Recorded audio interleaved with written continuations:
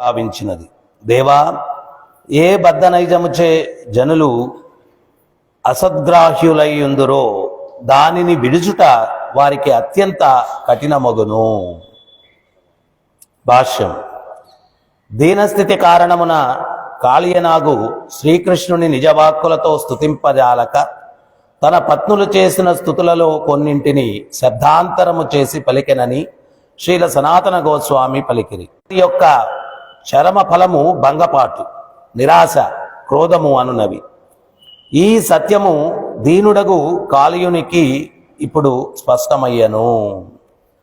ఓం అజ్ఞానతిమిరం దస్య జ్ఞానాంజనశలాకయా చక్షురున్మిలితం యేన తస్మై శ్రీ గురవే నమః. నమః ఓం విష్ణుపాదాయ కృష్ణప్రేష్ఠాయ భూతలే శ్రీమతే జయపతాక స్వామినితి నామినే. నమః ఓం విష్ణుపాదాయ కృష్ణప్రేష్ఠాయ భూతలే శ్రీమతే భక్తివేదాంత స్వామినితి నామినే. నమస్తే సారస్వతీదేవం గౌరవాణి ప్రచారిణే నిర్విశేష శూన్యవాది పశ్చాత్యదేశతారిణే. జయ శ్రీ కృష్ణ చైతన్య ప్రభు నిత్యానంద శ్రీ అద్వైత గదాధర శ్రీవాసది గౌరభక్త బృంద. హరే కృష్ణ కృష్ణ కృష్ణ హరే హరే, హరే రామ రామ రామ హరే హరే. కాళీయవాచ వయం ఖలాసహోత్ప్రత్యా తమసా దీర్ఘమన్యవః స్వభావో దుశ్చజో నాథా లోకానాం యదసద్గ్రహః. కాళీయనాగు పలికెను, సర్పజన్మము మమ్ము దుష్టులను అజ్ఞానులను నిరంతర క్రోధవశులను కావించినది. దేవా, ఏ బద్ధనైజముచే జనులు అసద్గ్రాహ్యులయ్యుందురో దానిని విడుచుట వారికి అత్యంత కఠినమగును.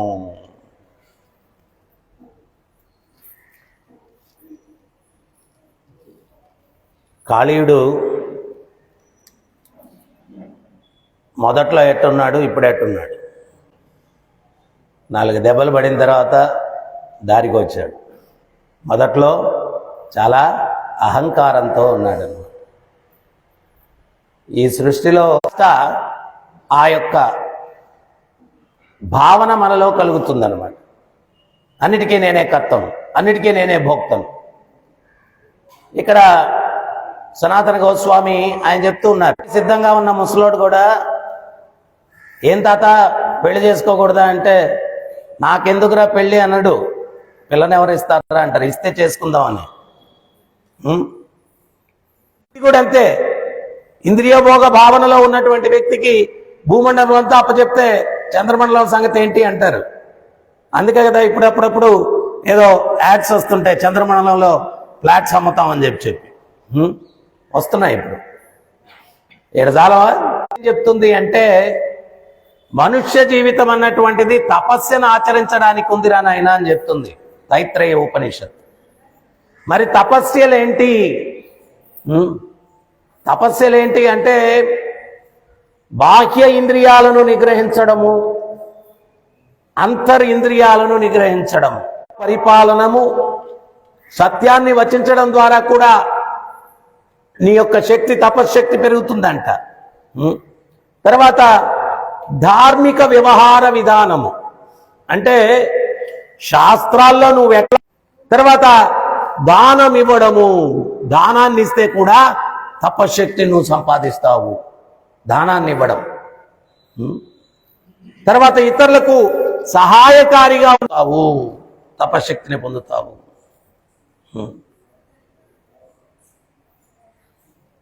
గౌతముని గొప్ప తపస్వి ఇంద్రుడు, ఆయన పనంతా ఏంటి అంటే ఎవరు తపస్సు చేస్తుంటే వాడిని భంగం చేయడానికి ప్రయత్నం చేస్తాడు.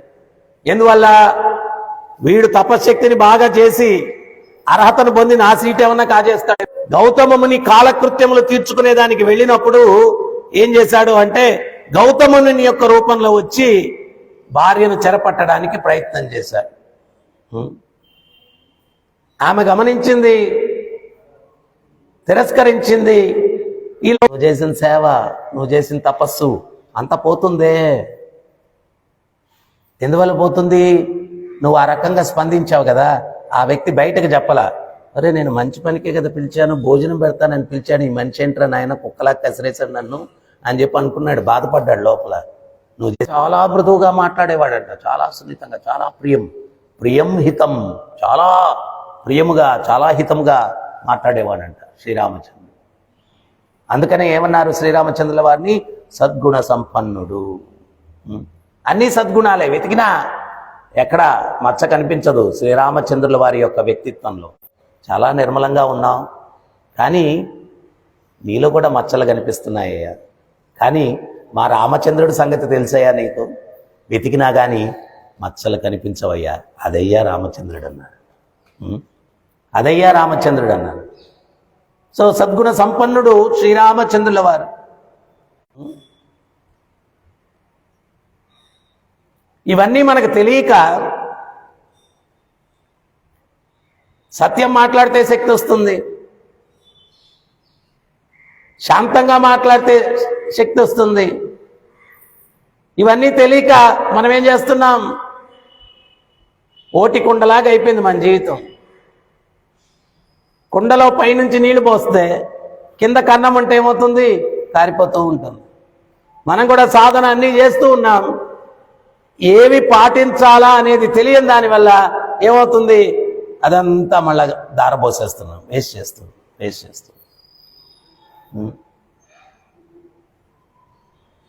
అన్నీ మంచి జరుగుతాయి, ఈ యంత్రం సక్రమంగా నడుస్తుంది. జస్ట్ సత్యవచనం, శాంత స్వభావం, దానగుణం, ధర్మ నియమాలకు అనుగుణంగా జీవితాన్ని గడపడం, బాహ్యేంద్రియాలు అంతరింద్రియాలు నిగ్రహించడం, ఇవన్నీ సింపుల్గా పాటించడం వల్ల నువ్వు ఎంతో గొప్ప తపస్సంపన్నుడు అవుతావు. ఏంటి, నువ్వు కూర్చొని యజ్ఞాలు, యాగాదులు, తపస్సులు ఇవేం చేయాల్సిన అవసరం లేకుండా ఈ వ్యవహార శైలి మనలో ఉంటే ఆటోమేటిక్గా మనలో తపశ్శక్తి వస్తుంది. మరి అప్పుడు మనకు సందేహం కలుగుతుంది, ఓహో అట్టయితే ఇంకా 16 మాలలు చేయాల్సిన అవసరం లేదా ప్రభు? వెయిట్ చేస్తుంటాం కదా, ఎక్కడైనా ఎక్స్క్యూజ్ దొరుకుతుందేమో సాధనలో. ఆ 16 మాలలు చేయకపోతే ఈ లక్షణాలు రావు అసలు. అది మొదట అర్థం చేసుకోవాల్సింది. ఈ 16 మాలలు ఎందుకు చేస్తున్నామంటే ఈ లక్షణాలని పెంపొందించుకునే దానికి చేస్తున్నాం. ఇప్పుడు లేవు నాలో. ఎప్పుడు వస్తాయి అంటే ఇది సక్రమంగా చేసినప్పుడు, శ్రవణం సక్రమంగా చేసినప్పుడు. అదే తైత్రేయ ఉపనిషత్తులో తపస్సులు ఇవయ్యా అని చెప్పకుండా ఉంటే మనకేం తెలుస్తుంది? మనం ఏమి ఆచరిస్తే ఈ మార్గంలో ఉన్నతిని సాధిస్తాము. సో అందుకని శ్రవణం అన్నటువంటిది చాలా చాలా ముఖ్యమైనటువంటి అంశం. ఆ శ్రవణం అన్నటువంటిది సక్రమంగా చేస్తూ, సాధన చేస్తూ ఈ లక్షణాలను పెంపొందించుకోవాలనే ప్రయత్నం చేసేటువంటి వ్యక్తి వెనకాల భగవంతుడు ఎల్లవేళలా ఉంటాడు. అయితే అట్లీస్ట్ మనలో ఆ సంకల్పం కలగాల, నేను ఈ ఉత్తమ గుణాలన్నీ కూడా నేను పొందాలా. ఇక్కడ కాళీయుడు అంటూ ఉన్నాడు, సనాతన గోస్వామి ఏమంటున్నారు? ఆయన మాటలు కూడా కాదంట, వాళ్ళ భార్యలు ఏదైతే మాట్లాడారో దాంట్లో నుంచి కొన్ని మాటలు ఏర్కొని ఇప్పుడు చెప్తున్నాడు అంటున్నాడు. ఆ నాగపట్నం చెప్పారు, మేము సర్పజాతి, స్వాభావికంగా క్రోధం కలిగి ఉంటాం. కానీ మరి ఆ కాళీయుణ్ణి ఎందుకు అక్కడ ఉదాహరణగా భగవంతుడు పెట్టాడు? కాళీయుడికి 100 పడగలు ఉంటే మనకు 1000 పడగలు ఉన్నాయి. ఆడికి 100 పడగలు ఉంటే మనకు 1000 పడగలు ఉన్నాయి. అయితే అన్నీ ఒక తల్లోనే ఉన్నాయి, బయటకు కనిపించట్లేదు. అన్నీ ఒక తల్లోనే ఉన్నాయి, ఆ 1000 లోపల ఉన్నాయి. నేనట్టంటే భలేవాళ్ళు ప్రభు నన్ను అండర్ ఎస్టిమేట్ చేస్తాను, నాకు 2000 ఉన్నాయి అనొచ్చు కూడా ఇంకెవరన్నా. మరి అవన్నీ కూడా ఎప్పుడు వినమ్రత దాల్చాయి ఆ 1000 పడగలు. ఎప్పుడైతే భగవంతుడు ఆ పడగల మీద నృత్యం చేశాడో అప్పుడు వినమ్రపూర్వకంగా మారాడు కాళీయుడు. మనం కూడా ఆ భగవంతుణ్ణి మన నాలుక మీద నృత్యం చేయడానికి ఆహ్వానించాలి. నా రెస్పాన్సిబిలిటీ తీసుకో స్వామి, మీరు తీసుకుంటే గాని ఈ యొక్క దుర్మార్గుడు దారిలోకి రాడు. మీరే తీసుకోవాలి నా బాధ్యత. ఆ బాధ్యత మీరు తీసుకోవాలా అని పిలిచే విధానమే హరే కృష్ణ కృష్ణ కృష్ణ హరే హరే, హరే రామ రామ రామ హరే హరే. నా బాధ్యత మీరు తీసుకోండి అని పిలిచే విధానమే హరే కృష్ణ మంత్రం. ప్రభుపాదుల వారు చెప్తారు, హరే కృష్ణ మంత్రానికి అర్థం ఏంటయ్యా అంటే, నేను మాయా సేవలో ఉన్నాను, ఆ సేవ నుంచి నన్ను విముక్తిని కల్పించి నీ సేవలో నిమగ్నమయ్యేటట్టుగా నన్ను అనుగ్రహించు అనేటువంటి ప్రార్థనే హరే కృష్ణ మంత్రం. అయితే ఇక్కడ ఒక చిన్న కిటుకుంది, రహస్యం ఒకటి ఉంది. మీకు జాబ్ కావాలంటే ఎవరి దగ్గరన్నా ఆయన మార్కెట్లో కనిపించాడు మీకు ఎవరు మీకు జాబ్ ఇచ్చాయన, ఉద్యోగం ఇచ్చాయన, ఏమంటే ఉద్యోగం ఇచ్చుకోండి నాకు అట్ట అడిగితే ఇస్తాడా? ఎట్టడగాల? చాలా వినమ్రతతోటి ఆయన ఆఫీస్లో కూర్చొని ఉన్నప్పుడు జాగ్రత్తగా వెళ్ళి భక్తి ప్రపత్తులతోటి చాలా గౌరవాన్ని ఆయనకి ఇస్తూ, ప్లీజ్ అండి కొంచెం నాకు ఉద్యోగం ఏంది, మన ప్రవర్తనతో అతను ఇంప్రెస్ అయ్యి అప్పుడు మనకు ఉద్యోగం ఇస్తాడు. ఇది ఎందుకు చెప్తున్నానంటే, భగవంతుణ్ణి కూడా మాయ సేవ నుంచి నన్ను విముక్తిని కలిగించి నీ సేవలో నన్ను నిమగ్నం అయ్యేటట్టు అనుగ్రహించవయ్యా అని ప్రార్థించేటప్పుడు అదే యాటిట్యూడ్ ఉండాల. హరే కృష్ణ కృష్ణ కృష్ణ హరే హరే, హరే రామ రామ రామ హరే హరే. చాలా గౌరవంతో, చాలా భక్తితోటి, భయంతో, అట్లా కాకుండా క్యాజువల్గా వాళ్ళిద్దరే మాట హరే కృష్ణ హరే కృష్ణ హరే కృష్ణ. అందుకనే చాలామంది అంటారు, రోజంతా అనుకోవచ్చు కదా మాల 16 కూర్చొని ఖచ్చితంగా చేయాల్సిన అవసరం ఏముంది? ఆ 16 అనేటువంటిది ఏంటి అంటే, ఆఫీస్లో యజమాని ఉన్నప్పుడు పోయి భయము భక్తితోటి విన్నవించుకునేది, మిగిలిన టైంలో ఏదో క్యాజువల్గా 16 ఫుల్ మీల్స్, అప్పుడప్పుడు హరే కృష్ణ అనుకునేది స్నాక్స్ మధ్యలో. ఒట్టి స్నాక్స్ తింటే కడుపు నిండదు, శక్తి రాదు. ఎంత మధ్యలో చిరుతిండి తిన్నా కానీ ఫుల్ మీల్స్ పడాలా, అప్పుడే కొంచెం బలం ఉంటుంది. అవునా కాదా? ట్రై చేయండి ఒకరోజు. అప్పుడప్పుడు కర్రీ పఫ్ ఒకటి మనకి ఎట్టాగో బేకరీ వచ్చేస్తుంది, లేదా ఒక బిస్కెట్ అది ఇది తిని రోజు గడిపేస్తాం.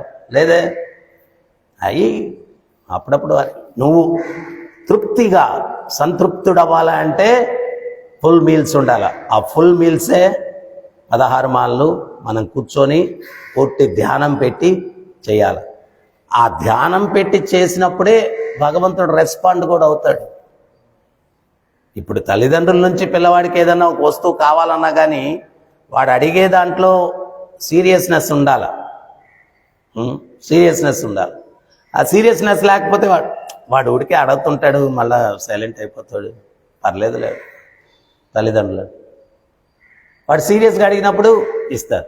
మనం కూడా ఆ సీరియస్గా తీవ్రతతోటి. అందుకనే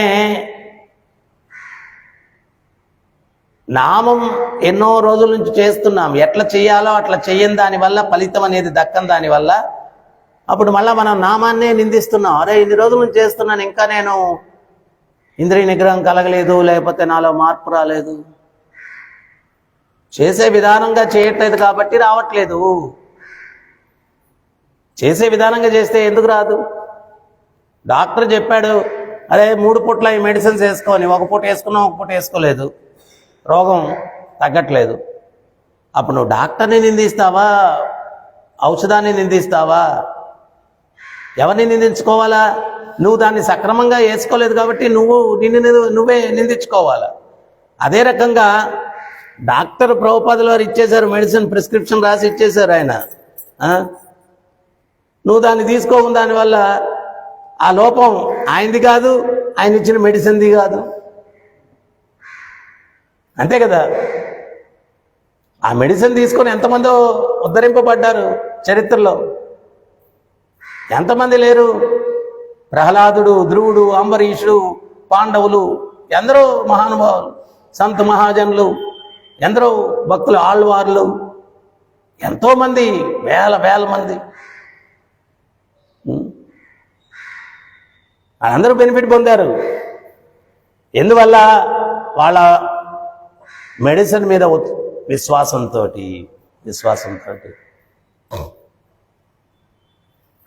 అందువల్ల మనం ఏంటి అంటే, ఇక్కడ కాళీయుడు తనలో ఉన్నటువంటి దుర్గుణాలన్నింటినీ కూడా చెప్పి, తర్వాత ఎక్కడైతే ఆనందం రాదో అక్కడే ఆనందం వస్తుంది అనుకొని ప్రయత్నం చేయడం వల్ల ఏం జరుగుతుంది? నిరాశ, క్రోధము, నిస్పృహ, భంగపాటు, నిరాశ, క్రోధము అనునవి వస్తాయి అన్నాడు. ఇప్పుడు మనం దేని నుంచి తృప్తి పొందుతామని ప్రయత్నం చేసి పొందలేనప్పుడు ఇవన్నీ లక్షణాలు కలుగుతాయి అన్నమాట.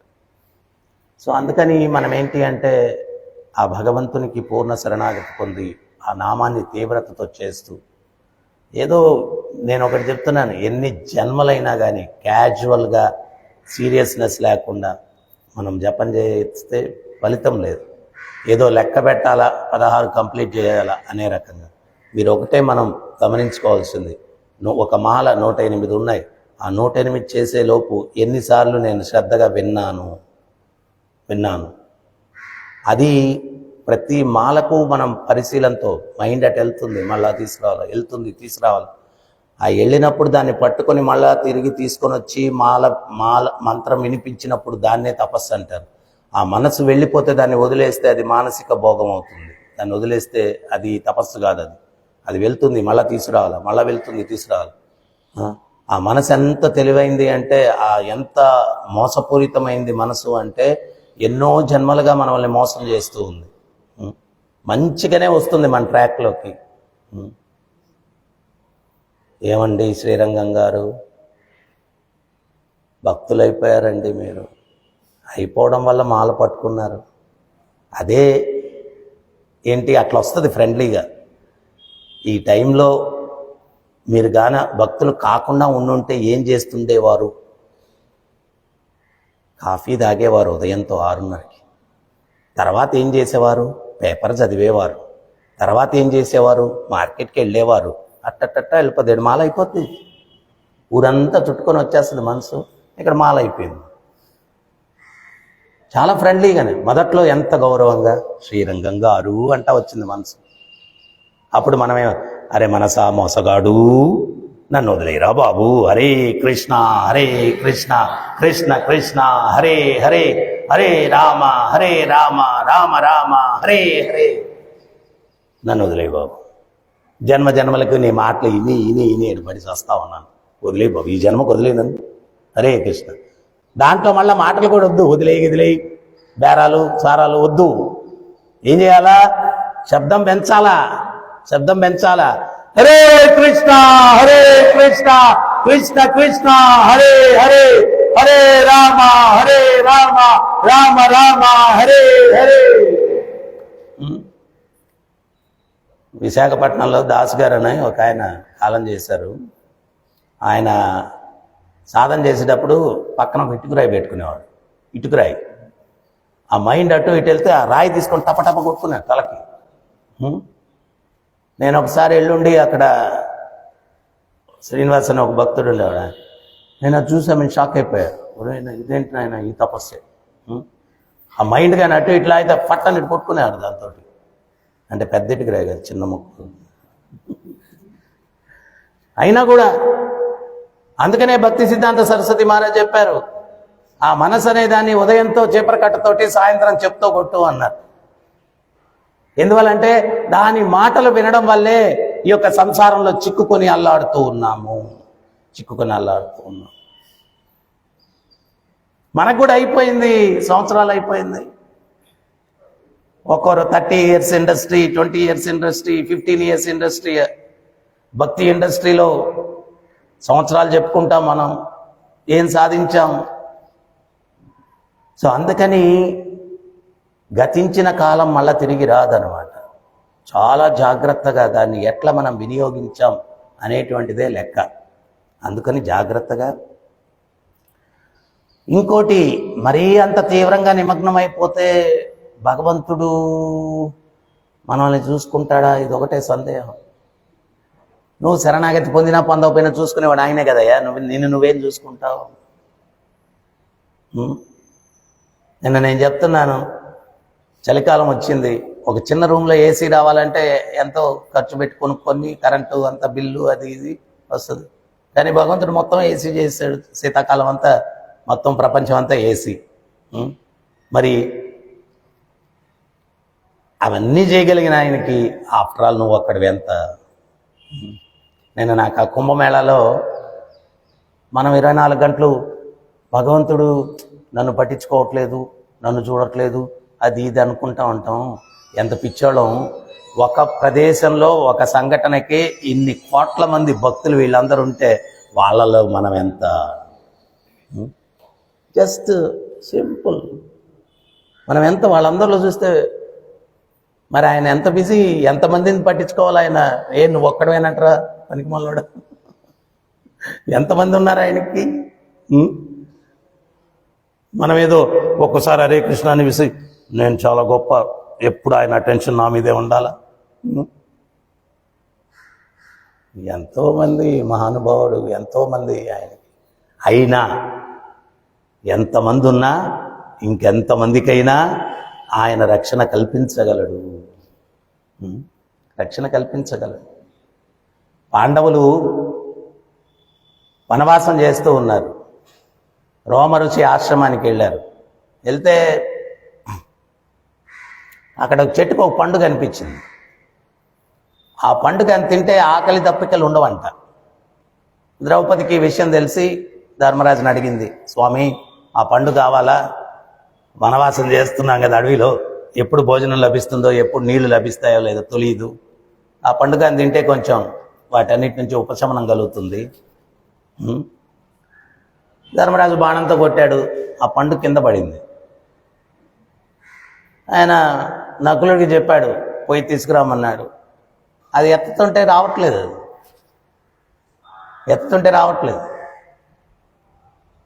సహదేవుడు వెళ్ళాడు, నకులుడు వెళ్ళాడు, అర్జునుడు వెళ్ళాడు.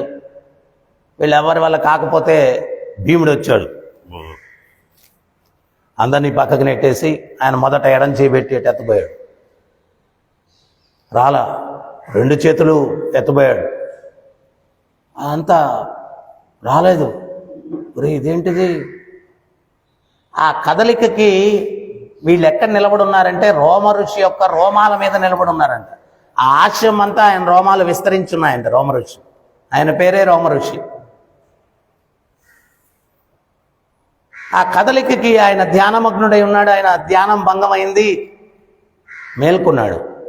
ఎవరో ఆశ్రమంలోకి ప్రవేశించి ఆశ్రమ నియమాలు పాటించకుండా ఇష్టం వచ్చినట్టు చేస్తున్నారు.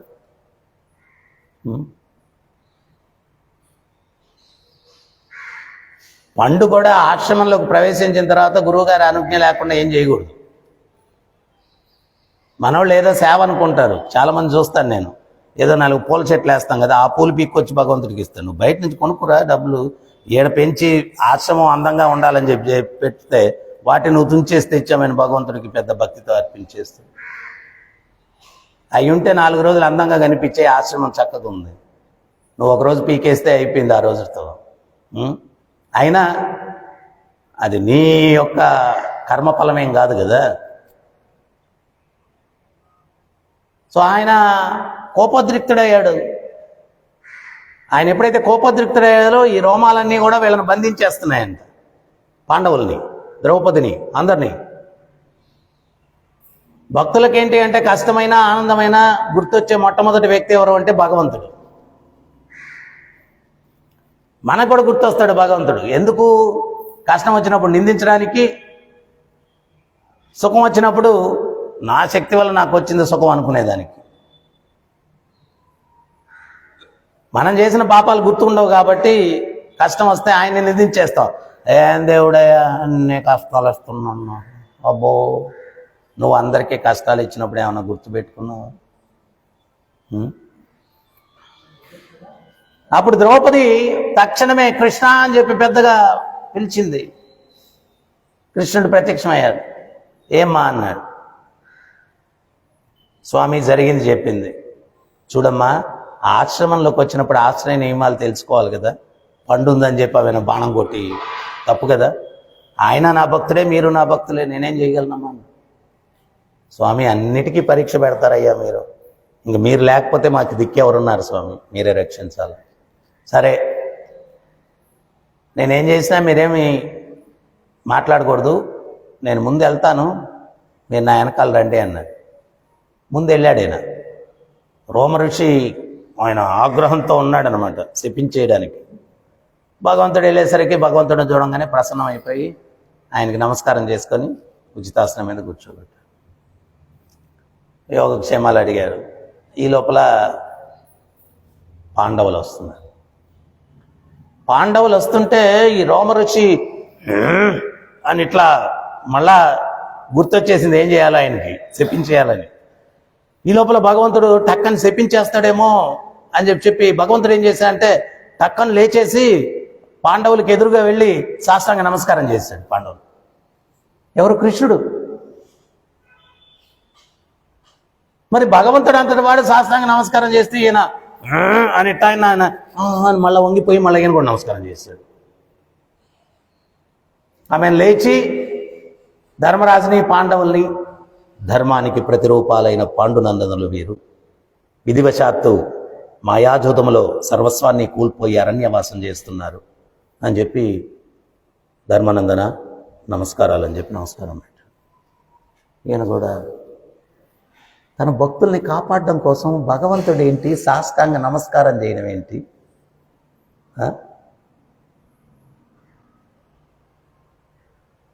ఆయనకేం అర్థం కాలేదు. మీ ఆశ్రమంలో ఒక దివ్య ఫలం ఉందంట కదా, అరణ్యవాసంలో ఎప్పుడు నీరు దొరుకుతుందో ఎప్పుడు ఆహారం దొరుకుతుందో తెలియదు, ఆ యొక్క ఫలాన్ని వాళ్ళకు బహుమతిగా ఇవ్వు అన్నాడు. ఇంక చేసేదేముంది, ఆయన ఇట్లా అన్నాడు, ఆ ఫలం వచ్చింది ఇచ్చేసాడు, నమస్కారం అయిపోయింది.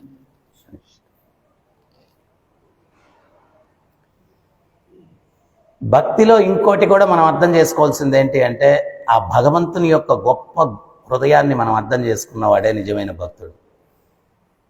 అందుకనే చైతన్య మహాప్రభు శ్రీరంగానికి వెళ్తే ఒక భక్తుడు భగవద్గీత తలక్రిందలుగా పట్టుకొని ఉన్నాడు, కళ్ళలో నీళ్లు కారుస్తూ ఉన్నాడు.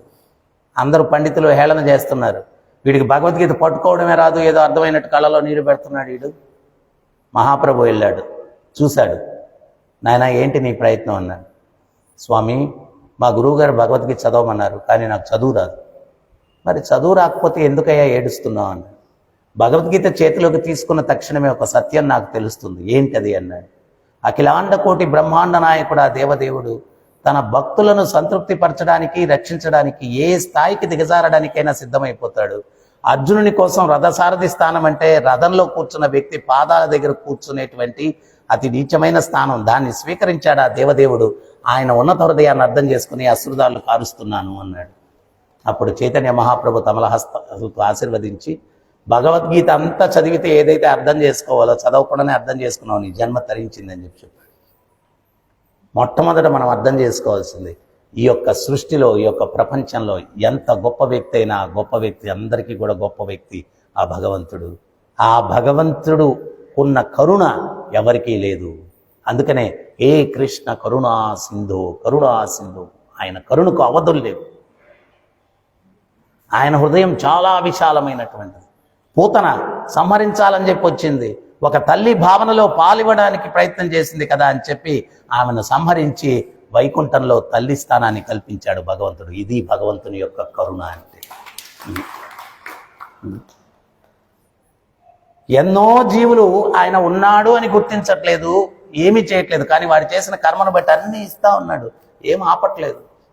అటువంటప్పుడు శరణార్థులమైనటువంటి మన వరకు ఆయన చూసుకోకుండా ఉంటాడా? సో అందుకని మనం ఏంటి అంటే ఆ భగవంతుని యొక్క హృదయాన్ని అర్థం చేసుకోవాలా.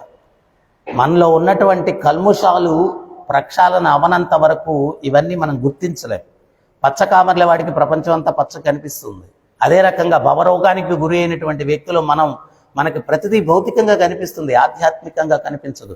ఆ ఆధ్యాత్మిక దృష్టి రావాలా అంటే మనలో ఉన్నటువంటి భవరోగం పోవాలా. ఆ భవరోగం పోవాలా అంటే ఆ ఔషధాన్ని సక్రమంగా స్వీకరించాలి. ఆ ఔషధం ఏది? హరే కృష్ణ కృష్ణ కృష్ణ హరే హరే, హరే రామ రామ రామ హరే హరే. అది ఔషధం. ఆ భగవత్ నామం అన్నటువంటి దాన్ని తీవ్రంగా ఎప్పుడైతే చెప్పిస్తామో అప్పుడు మనలో ఉన్న భవరోగం తొలగేదానికి అవకాశం. సో అందువల్ల ఉరికే దావం చేస్తున్నామంటే చేస్తున్నాం అన్నట్టు కాకుండా శ్రద్ధతోటి స్పష్టంగా వింటూ 16 పదాలు ఇతి షోడశక నామ్నాం కలికల్ముషనాశనం, ఆ 16 పదాలు స్పష్టంగా వింటూ నామం చేస్తే కలికల్ముషనాశనం, అప్పుడు కల్ముషాలు నాశనం అవుతాయి. నాతరో పరతరోపాయత్ సర్వవేదేషు దుష్యతి. ఈ 16 పదాలు జపించడం కన్నా ఇంకొక మార్గం లేదు. సో అందువల్ల ఇక్కడ కాళీయుడు ఎవరో కాదు, కాళీయుడు మనమే. ఆయనలో ఆ అవలక్షణాలు ఎట్లా పోయాయో మనలో కూడా పోవాలంటే నామం తీవ్రంగా చేయాల. ఆ నాలుక మీద స్వామిని స్వాగతించాలి, నృత్యం చేయమని నామరూపంలో. అప్పుడు కాళీయుడు విషం ఏ రకంగా కక్కాడో వాడిలో మార్పు వచ్చింది. మనలో ఉన్నటువంటి కల్ముషాలన్నీ తొలగినప్పుడే మనలో కూడా మార్పు వస్తుంది అన్నమాట. తర్వాత తపస్య అన్నటువంటిది ఇందాక చెప్పాను. సత్యవాక్ పరిపాలన, ఇంద్రియ నిగ్రహము, దాన గుణము, సహాయం చేయడము, సత్ప్రవర్తన, శాంత స్వభావము, ఇవన్నీ లక్షణాలు మనం కలిగడం ద్వారా తపస్సంపన్నులం అవుతాం అన్నమాట. సో అందువల్ల ఇవన్నీ తెలుసుకొని మనం మన జీవితాన్ని గడపడానికి ప్రయత్నించాలి. హరే కృష్ణ. ఎవరికైనా ఏమైనా సందేహాలు ఉన్నాయి, డౌట్స్?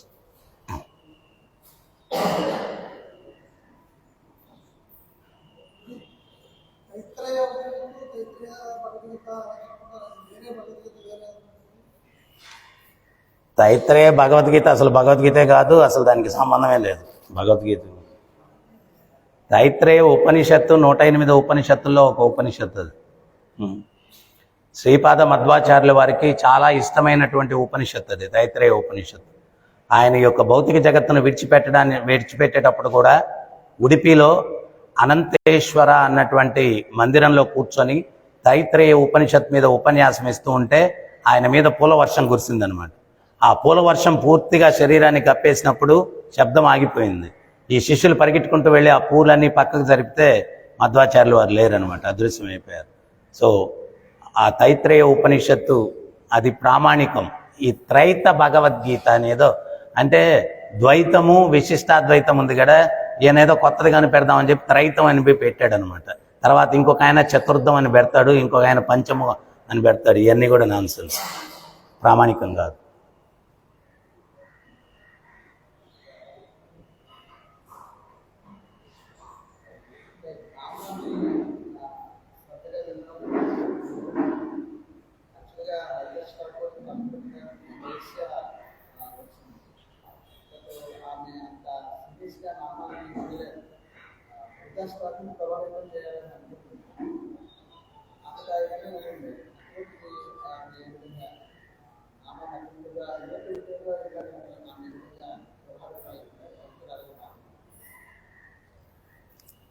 ఇప్పుడు మన ముందు హరిదాస్ ఠాకూర్ కూర్చొని నామం చేస్తుంటే మనం అశ్రద్ధగా కూర్చున్నా కానీ ఆ వేష్యలో లాగా మనలో మార్పు వస్తుంది.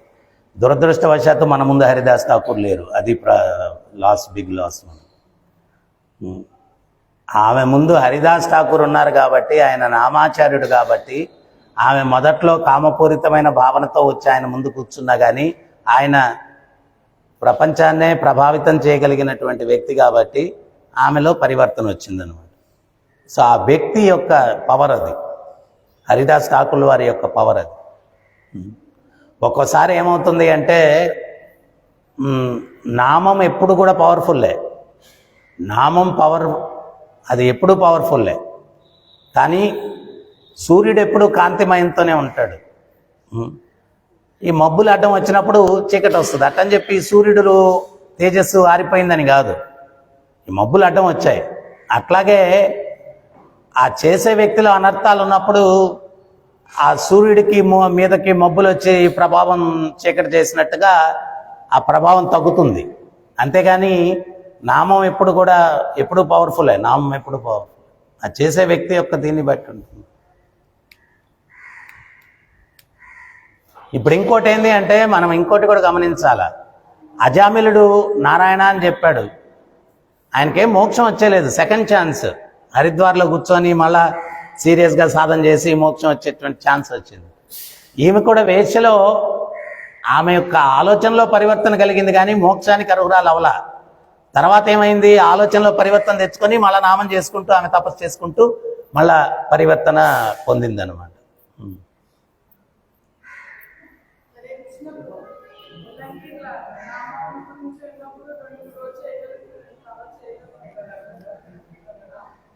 అందుకనే ఇప్పుడు ఇవన్నీ కూడా ఎందుకు పెడుతున్నాం అంటే రికార్డులు ఇవన్నీ. సో ఆ లెక్చర్ డౌన్లోడ్ చేసి పెట్టుకొని ఎప్పుడైతే నామం గురించి తీవ్రత తగ్గిందో మళ్ళీ వినాల, అది వింటే మళ్ళీ కొంచెం సీరియస్నెస్ పెరుగుతుంది. మీరు అన్నది కరెక్టే, ప్రతి ఒక్కరిలో కూడా ఏదో విన్నప్పుడు కొంచెం ఉత్సాహం పట్టుదల వస్తుంది, మళ్ళా డౌన్ అవుతూ ఉంటాం. ఎందువల్లంటే మాయా అపహృత జ్ఞాన, మాయ ఏంటి అంటే మనం విన్న జ్ఞానాన్ని అపహరించేస్తుంది. అందుకని మళ్ళా వినాల. అందుకనే నష్టప్రాయేష భద్రేషు నిత్యం భాగవత సేవయాం భగవతీరుత్తమ శ్లోకే భక్తిర్భవతి నైష్టికి. నిత్యం భాగవతాన్ని శ్రవణం చేయాలి. చేస్తే మనకు మళ్ళా ట్రాక్లోకి వచ్చేదానికి అవకాశం ఉంది. ग्रंथराज श्रीमद्भागवतम की, जगतगुरु शिल प्रभुपाद की, राधा गोपीनाथ की, राधा पार्थसारथी की, राधा कृष्ण चंद्र की, जगन्नाथ बलदेव सुभद्रमाय की, गोविंद श्रीनिवास की, गौनिताय की, हरिनाम संकीर्तन की, निताय गौर प्रेमानंदे हरि हरि गौर।